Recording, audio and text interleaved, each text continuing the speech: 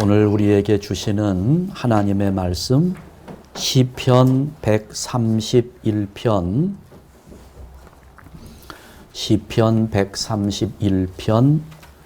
1절부터 3절 함께 읽겠습니다.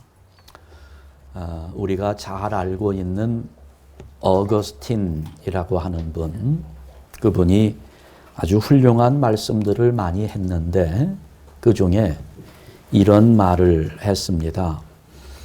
우리 인생을 가장 먼저 정복한 것은 교만이다. 그리고 우리 인생이 마지막까지 예수 안에서 정복해야 할 것은 역시 교만이다. 교만이 우리 인생을 정복했기 때문에 우리가 마지막까지 예수 안에서 힘쓰며 정복하도록 노력해야 할 대상이 교만이라는 겁니다. 자, 우리가 오늘 시편 131편을 읽었는데요. 이 시편 131편은 다윗이 성전에 올라가면서 불렀던 겸손한 자의 노래라고 제목을 붙일 수 있습니다. 겸손한 자의 노래. 여러분, 우리가 많이 들었던 내용인데요. 겸손. 과연 겸손이 무엇일까요? 여러분은 겸손을 무엇이라고 정의하시겠습니까? 겸손은 하나님을 의지하는 마음이라고 성경은 우리에게 설명합니다. 반면에 교만은 무엇일까요? 교만은 자기를 의뢰하고 하나님을 의지하지 않는 것, 사람을 의지하는 것을 말합니다. 자, 그런데 이 교만은 사람의 부패한 본성 중에 가장 흉악한 죄악인데요. 사람들은 정말 너무 쉽게 교만해집니다. 이게 어디서 배우지도 않았어요. 어디서 훈련받지 않았습니다. 그런데 어디서 배운 것도 아닌데 저절로 교만한 마음이 생겨납니다. 여러분 마음에도 그런 마음 좀 있지요? 남보다 키가 조금 더 크다고 교만해집니다. 시험 봤는데 다른 사람보다 5점 더 맞았다고 교만해집니다. 콧대가 조금 높다고 해서, 코가 조금 높다고 해서 콧대를 세웁니다. 이게 신앙적인 면에서도 예외가 아니에요. 기도 좀 많이 했다고 교만해지고, 성경 좀 더 읽었다고, 그래서 내가 더 경건하다고 우쭐댑니다. 신앙의 영역에서도 우리의 교만한 마음은 우리를 장악하고 있어요. 우리 마음을 장악하고 있습니다. 여러분, 이렇게 교만은 우리에게 그림자와 같습니다. 늘 따라다녀요. 늘 우리 곁에서 떠나지 않습니다. 그러나 여러분, 오늘 설교의 결론은 이것입니다. 우리는 예수님의 마음을 본받아야 합니다. 예수님의 마음이 어떤 마음인가요? 빌립보서 2장 5절부터 8절까지의 말씀을 보게 되면 너희 안에 뭘 품으라고 합니까? 이 마음을 품으라. 이 마음은 무슨 마음일까요?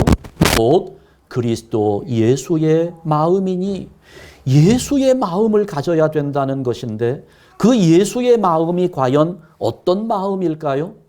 그는 근본 하나님의 본체시나 하나님과 동등됨을 취할 것으로 여기지 아니하시고 오히려 자기를 비어 종의 형체를 가져 사람들과 같이 되었고 사람의 모양으로 나타나셨음에 자기를 낮추시고 죽기까지 복종하셨으니 곧 십자가에 죽으심이라.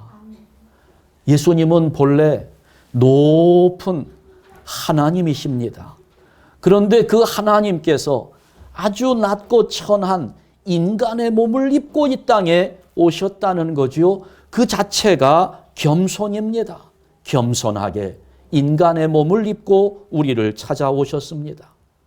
그리고 이 땅에 계실 때에도 친히 제자들의 발을 씻어주시면서 겸손의 본을 보여주셨습니다. 여러분, 이 겸손의 마음, 이거는요, 하나님의 마음입니다. 그렇기 때문에 이 마음은 하나님을 신뢰하지 않는 자에게는 절대로 생길 수 없는 덕목입니다. 이거는 우리의 자연적인 성품이 아니기 때문에 인간 스스로는 가질 수 없는 마음입니다. 그래서 성경은 하나님을 의지하는 것이 겸손이라고 말씀하고 있는 겁니다. 우리 스스로는 겸손해질 수 있는 힘이 없기 때문에 하나님을 의지할 때에만 겸손해질 수 있기 때문에 겸손은 하나님을 의지하는 마음이다. 여러분, 그래서 이 겸손이야말로 하나님께서 주시는 가장 큰 복이요 은혜라는 사실을 깨달아야 합니다. 오늘 우리가 하나님께 복을 받으려고 많이 애씁니다. 기도도 많이 합니다. 신앙생활의 목적도 사실 대부분 성도들에게는 복받기 위함이라고 그렇게 생각되고 있어요. 그러면 하나님께 받는 복이 과연 어떤 내용일까? 기억합시다. 가장 큰 복은 겸손한 마음을 갖게 하시는 하나님의 은혜라는 사실을 믿으시기 바랍니다.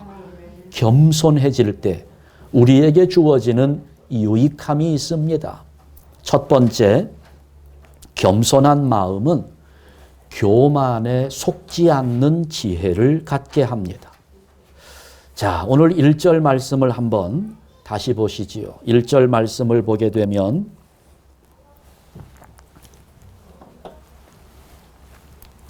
여호와여, 내 마음이 교만하지 아니하고 내 눈이 오만하지 아니하오며. 다윗이 이렇게 노래하는데요.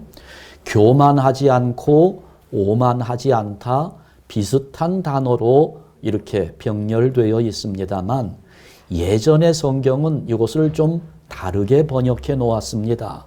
내 마음이 교만하지 아니하고 내 눈이 높지 아니하오며. 눈이 높지 않다고 다윗은 고백합니다. 높은 곳을 보지 않는다는 말입니다. 내가 높은 곳을 보지 않습니다. 그런데 여러분, 교만한 사람은 높은 것만 바라봅니다. 높은 것만 바라보면서 자기보다 더 높은 사람이 있으면 시기하는 마음이 생깁니다. 그래, 여러분 보세요. 다른 사람의 교만함을 가장 참지 못하는 사람이 누군가 하면 교만한 사람입니다. 교만한 사람은 다른 사람의 교만을 참지 못해요. 또 자기보다 좀 낮은 곳에 있는 사람은 멸시합니다. 그러면서 자기는 교만하지 않다고 생각합니다. 이것은 자기 스스로를 속이는 것입니다. 여러분, 이 부분 한번 우리가 가슴에 손을 얹고 우리 자신을 평가해 보아야 할 부분입니다. 생각으로는 얼마든지 고상한 생각, 멋지게 할 수 있어요. 그러나 생각은 우리가 그렇게 고상하게 하고 있을지 몰라도 실제로 우리의 마음은 그것을 원치 않을 때가 많습니다. 뭐 구체적으로 예를 들어보면 부동산 투기하는 거 좋다고 생각하는 사람 거의 없습니다. 대부분은 부동산 투기는 사라져야 할 악한 짓이라고 생각합니다. 주장합니다. 그러면서도 또 한편 자기가 소유하고 있는 집값은 어떻게 되기를 원합니까? 올라가기를 원합니다. 이게 우리가 스스로를 속이는 거예요. 뭐 한동안 블랙 라이브즈 매터라고 해가지고 많이들 시위를 했습니다마는 모든 인간은 평등하다고 외치지만 자기만은 특별 대우를 받으려고 합니다. 이게 우리의 마음이에요. 주장하는 것과 소원하는 것이 서로 다릅니다. 말로는 목사님 믿음만 좋으면 나는 누구를 가리지 않고 결혼할 겁니다. 젊은이들이 이야기해요. 그러나 실제로 자기 결혼 상대자를 고를 때 어떻게 판단합니까? 능력 중심으로 배우자를 선택합니다. 말과 실제가 다른 거예요. 생각, 주장과 또한 소원하는 것이 서로 모순되고 있는 것이 우리의 실제입니다. 여러분, 속지 말아야 합니다. 교만한 마음이 우리를 스스로 속게 만드는 거예요. 그래서 다윗은 지금 내 눈이 높지 않다고 고백하고 있어요. 내 눈이 높지 않기 때문에 자기 위에 있는 사람을 시기하지 않았습니다. 나라를 위해서, 민족을 위해서 충성하다가 사울 왕에게 쫓겨다니는 신세가 되고 그래서 숱한 위기를 당하면서 너무 억울했지만 다윗은 높은 곳을 보지 않고 기다렸습니다. 다윗을 따르는 자들도 많았습니다. 마음 먹기에 따라서는 얼마든지 사울에게 대항할 수도 있었어요. 보복할 수도 있었습니다만 그렇게 하지 않았습니다. 동굴 속에서 잠들어 있는 사울을 죽일 수 있는 기회가 2번이나 있었지만 다윗은 사울을 죽이지 않았습니다. 왜요? 눈이 높은 데 있지 않았기 때문에 왕으로서 누릴 수 있는 부귀 영화를 탐하지 않았던 것입니다. 여러분, 사실 인생의 지혜가 그렇게 멀리 있는 거 아닙니다. 인생의 지혜 엄청나게 큰 것도 아니고 복잡한 것도 아니고 어려운 것도 아닙니다. 간단합니다. 하나님을 의지하고 하나님의 말씀대로 순종하는 것이 가장 큰 인생의 지혜임을 우리는 왜 모르고 있을까요? 우리 삶이 얼마나 어리석은지 몰라요. 우리가 욕심내는 것들, 뭘 가지고 욕심냅니까? 지금 필요한 것보다는 쌓아둘 것 때문에 염려하는 우리의 욕심들, 얼마나 허망한 것들인지. 여러분, 그런데 너무 멀리 보면서 큰 것을 욕심낼 것이 아니라 오늘을 인도하시는 하나님이 내일을 또한 책임져 주실 줄 믿고 오늘을 만족하며 감사하는 것이 인생의 지혜입니다. 요즘에 무슨 넷플릭스에서 한국 드라마 오징어 게임이 아주 엄청난 인기를 끌고 있지요. 전 세계에서 1등 하지 않은 나라가 없다는 거예요. 세계의 모든 사람들이 이 오징어 게임에 열광을 하고 있어요. 그런데 사실 이 오징어 게임, 우리 어렸을 때는 오징어 게임이라고 하지 않았고요. 오징어 이상이라고 이름을 붙였습니다. 그래서 오징어 모양 그림을 그려놓고 안쪽에 들어가는 공격자와 안쪽에서 수비하는 자들과 이제 싸우는 일인데 그걸 이제 오징어 게임이다 이렇게 붙였습니다. 근데 어렸을 때 우리가 놀던 그런 게임들을 그 안에서 해요. 뭐 무궁화 꽃이 피었습니다도 나오고 우리는 찍어 먹기라고 그랬는데요. 설탕을 녹여서 거기에다가 무슨 그림을 찍어 놓고 그걸 이렇게 잘라내서 맞추어 내면 하나를 더 주고 하는 그런 게임들이지요. 줄다리기 게임도 나오고 뭐 이런 게임 때문에 그 게임을 가지고 드라마를 만든 것이 세계적인 인기를 끌고 있습니다만 어렸을 때 놀던 게임 중에요. 땅 따먹기가 있었습니다. 여러분 알고 있습니까? 땅 따먹기. 둥그렇게 원을 그려놓고요. 자기 집을 조그맣게씩 표시해서 순서대로 가위바위보해서 먼저 해가지고 자기 목지를 가지고 3번을 쳐서 3번 만에 들어오면 그 들어온 영역이 내 땅이 되는 겁니다. 어렸을 때 그 게임 참 많이 했어요. 하다가 싸움도 굉장히 많이 합니다. 금에 닿았다, 안 닿았다. 금에 닿았어도 반만 넘어가면 되는 거다, 안 되는 거다 가지고 싸우고 뭐.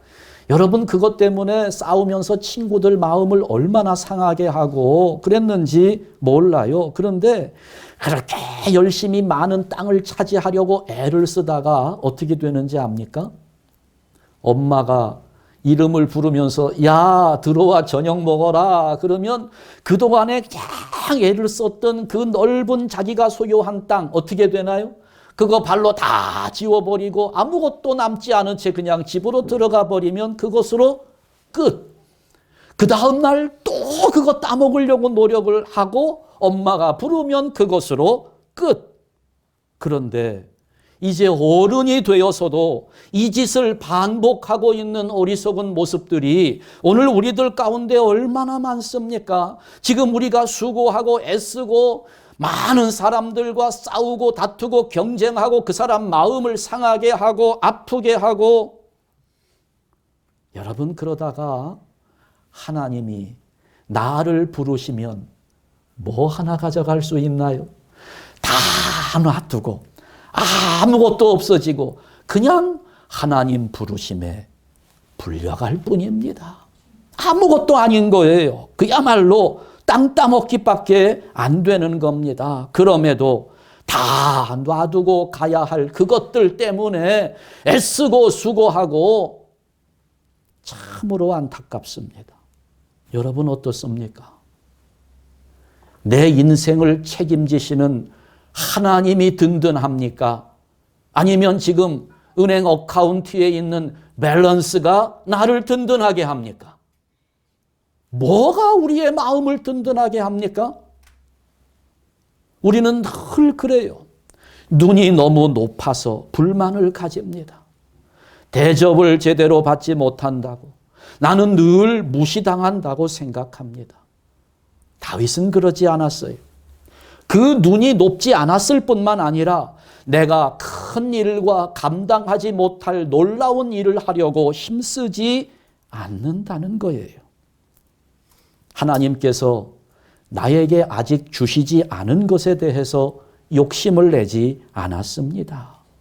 여러분 그렇다고 다윗이 한 일들 보면 작은 일만 했습니까? 아니지요. 역사적으로 다윗만큼 큰 일을 한 사람도 없습니다. 그러나 다윗은 자기가 큰 일을 한다고 자랑하지 않았습니다. 그저 하나님께서 지금 나에게 맡기신 일을 성실하게 감당할 뿐이었습니다. 그러면서 다윗은 하나님이 지금 내게 주신 모든 것이 은혜요. 하나님이 인도하신 지금의 이 자리가 가장 행복한 자리라고 생각하면서 하나님의 때를 기다리는 사람이었습니다. 그래서 그의 눈을 높은 곳에 두지 않았고 세상 사람들이 놀랄 만한 큰 일에도 관심을 두지 않았습니다. 바로 이것이 교만에 속지 않는 겸손한 자의 특징입니다. 저는 저를 비롯해서 우리 한샘교회 성도 여러분들이 이렇게 되기를 원하는데요. 오늘의 만나로 만족하고 감사한 마음을 잃지 않기를 바랍니다. 언제나 하나님만 의지하면서 교만에 속지 않는 겸손한 성도들 되시기를 주님의 이름으로 축원합니다. 두 번째, 겸손한 마음은 진정한 평안을 가져다 준다는 것입니다. 오늘 2절 말씀을 다시 보시면 실로 내가 내 영혼으로 고요하고 평온하게 하기를 젖된 아이가 그의 어머니 품에 있음 같게 하였나니 내 영혼이 젖된 아이와 같도다. 고요하고 평온하기를. 고요하다는 것은 풍랑이 거세게 일어나다가 잔잔해지는 것을 말합니다. 평온하다는 말은 꾸불꾸불하고 울퉁불퉁했던 길이 바르고 평평하게 만들어진다는 의미입니다. 다윗의 마음은 늘 그랬다는 거예요. 고요함과 평온함이 있었습니다. 이유는 그의 마음이 겸손했기 때문입니다. 겸손했기 때문이라는 것은 하나님을 의지했기 때문이라는 말입니다. 하나님을 의지했기 때문에 그 마음이 늘 고요함이 있었어요. 하나님을 의지했기 때문에 그의 마음이 늘 평온했습니다. 그것을 젖된 아이에 비유하고 있습니다. 아이는 어떤가요? 아이들은 언제가 가장 평안할까요? 엄마 품에 있을 때 가장 평온합니다. 그냥 아이가 아니고요. 젖된 아이입니다. 젖된 아이와 갓난 아이는 조금 다릅니다. 젖을 뗄 때 아이는 처음으로 엄마로부터의 분리를 경험합니다. 자기 발로 걷기 시작하면서 엄마를 놔두고 그냥 혼자 여기저기 돌아다녀요. 다니다가 넘어지기도 하고 다치기도 하고 두려움을 경험하기도 합니다. 그러면서 다시 엄마의 품에 안기면 평안함을 느끼는 겁니다. 오늘 본문에서는 바로 이런 평안을 말하고 있습니다. 갓난 아이들은요, 뭘로 만족합니까? 엄마의 젖을 먹으면서 그 젖으로 만족합니다. 그것을 전부로 생각하죠. 그러나 좀 더 성숙해지는 젖된 아이의 수준에서는 젖으로 만족하지 않아요. 엄마 자체로 만족합니다. 보통 성도들은 하나님이 주시는 복으로 만족합니다. 그러나 좀 더 성숙해지면 하나님이 주시는 은사나 축복보다는 그것을 주시는 하나님 자신으로 만족합니다. 오늘 우리들 하나님이 주시는 재물로 만족하지만 성숙한 성도는 그 재물을 주시는 하나님께 소망을 두고 있습니다. 젖된 아이가 엄마 없는 것을 알면 외로움과 두려움에 울기 시작해요. 엄마가 없기 때문에. 그러면 여러분 사탕을 주어도 안 됩니다. 아무리 좋은 것 갖다 주어도 좋은 장난감을 주어도 울음을 그치지 않습니다. 엄마의 품에 안겨야만 울음을 그칩니다. 우리 인생 돈 많아지면 만족스러울까요? 우리 인생 속에서 뭐가 채워지면 만족해질 수 있을까요? 만족을 줄 수 있는 것은 없습니다. 다만 우리 인생은 살아계신 하나님을 의지하면서 자기가 그 하나님의 품에 안겨 있는 것을 깨닫게 될 때에만 그 영혼이 평안함을 얻을 수 있는 것입니다. 지금 우리가 어떤 상태에 있습니까? 하나님 품 안에서 기도하고 있습니까? 모든 일을 제쳐두고 하나님의 음성을 듣기 위해서 성경을 펼쳐들고 그분의 목소리를 듣고 있습니까? 여러분 잊지 맙시다. 우리가 하나님의 품 안에 있을 때 치유의 역사가 일어나는 겁니다. 하나님 아버지의 품 속에서 능력을 얻고 거기에서 자신감이 생기고 마음의 평온을 찾을 수 있는 겁니다. 여러분, 우리가 황금길을 걸어간다고 꽃길을 걷는다고 해서 행복해지는 거 아니에요. 누구와 함께 걷느냐가 중요합니다. 어디로 가고 있느냐를 아는 것이 우리를 행복하게 하는 겁니다. 그러니 지금 내가 걷고 있는 인생의 길이 비포장길이라고, 먼지투성이라고, 울퉁불퉁하다고 원망하거나 불평하지 않기를 바랍니다. 지금 우리가 하나님 품 안에서 안식하며 예배하고 있는 것이라면 내 인생의 길 울퉁불퉁하고 할지라도 관계없어요. 비포장도로라 할지라도 상관없습니다. 내가 하나님 품 안에서 예배하고 있는 것이라면, 그래서 내가 아버지의 음성을 듣고 있다면 우리 마음속에 불편함은 사라질 것이고 괴로움과 두려움 없어지며 분노의 감정들 가라앉으면서 진정으로 참된 평안을 찾을 수 있는 것입니다. 하나님의 자녀들은 그렇게 사는 거예요. 하나님 아버지의 품속에서 은혜와 평강을 누리는 것입니다. 우리 한샘교회 성도들, 하나님 아버지의 품을 사모하며 살아가는 성도들 되시기를 주님의 이름으로 축원합니다. 세 번째, 겸손한 마음은 하나님만을 소망하도록 만들어줍니다. 우리 인생의 소망에는 한계가 있어요. 여러분은 뭘 원합니까? 재물, 권력, 건강. 젊었을 때는 재물을 원하다가 나이가 들어보니까 건강하기만 하면 될 것 같아요. 그래서 우리의 소망이 거기에 머물 때가 많습니다만 우리가 원하는 이런 것들은 다 한계가 있습니다. 사람들은 참 엄청나게 노력하면서 인내하지요. 자기가 소망하는 것들을 얻기 위해서. 그런데 막상 얻고 나면 어떻게 됩니까? 그것이 만족이 되나요? 여러분, 재물을 얼마쯤 가지면 만족하실 수 있겠습니까? 지금 당장 생각에 로또가 당첨되면, 그러면 그 정도 금액이면 여러분 만족하시겠죠? 한 2억 불 로또에 당첨이 됐습니다. 만족스러울 것 같습니까? 그러면 그 2억 불 당첨된 사람들의 가정은 왜 깨지는 것일까요? 욕심 때문만은 아닙니다. 아니, 욕심 때문이라 할지라도 그 욕심은 왜 생길까요? 지금 있는 그것이 만족스럽지 못하다는 겁니다.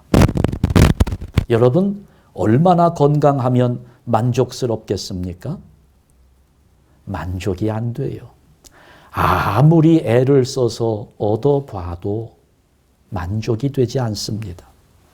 겸손한 사람은 그 한계를 알아요. 우리 인생에는 소망이 없음을 알고 있습니다. 그래서 지금 다윗은 이렇게 외치잖아요. 3절 말씀에서 이스라엘아, 지금부터 영원까지 여호와를 바랄지어다 말씀하는 겁니다. 다른 것에는 소망이 한계가 있기 때문에 여호와를 바랄지어다. 하나님을 소망하라는 겁니다. 여러분, 여호와 하나님 한 분만이 우리의 유일한 소망이 되는 줄 믿으시기 바랍니다. 다윗은 이것을요, 온 이스라엘 백성들과 함께 하나님만을 바라보기를 원했습니다. 그래서 지금 뭐라고 합니까? 이스라엘아, 이스라엘아, 이렇게 불렀습니다. 의외로 많은 성도들이 나만 특별하고, 나만 은혜 받고, 나만 복을 받고, 자기만 은혜를 받았다고 생각합니다. 교만한 마음입니다. 하나님은 은혜를 그렇게 주시지 않습니다. 함께 받아야 은혜입니다. 하나님의 은혜는 함께 누려야 하는 것입니다. 우리는 함께 하나님을 섬기면서 함께 하나님 아버지를 소망하고 함께 하나님의 은혜를 받아 누려야 되는 사람들입니다. 언제부터요? 지금부터. 언제까지요? 영원까지. 하나님을 향한 소망은 끝이 없어요. 그 높이와 깊이와 넓이를 측량할 수 없는 것이 하나님의 은혜입니다. 아무리 우리가 사모해도 우리의 사모함보다 더 크시고 더 영광스러운 하나님이십니다. 내가 처음으로 주님을 영접하던 그때보다 지금은 상당한 세월이 많이 흘러갔습니다마는 지금 생각해 보니 내가 그때 느꼈던 그 하나님의 크심보다 하나님은 더 크시고 그때보다 더 아름다우신 주님이십니다. 우리가 아무리 달려가고 또 달려가도 끝이 없으신 우리 주님이시라는 거예요. 사도 바울이 그렇게 말하잖아요.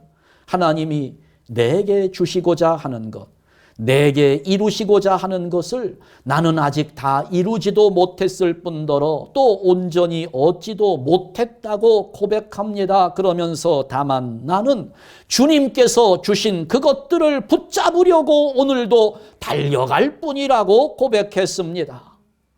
여러분, 우리의 영원한 소망은 여호와 하나님, 끝이 없으신 우리의 아버지뿐이십니다. 어떤 심령이 그것을 압니까? 겸손한 심령만 그것을 알 수 있는 것입니다. 우리 한샘교회 성도 여러분들, 지금부터 영원까지 하나님만 바라보면서 이 시간 함께하고 있는 우리들 모두에게 여기 다윗이 불렀던 시편 131편 겸손한 자의 노래가 바로 우리의 노래, 나의 노래가 될 수 있기를 주님의 이름으로 축원합니다. 기도하겠습니다.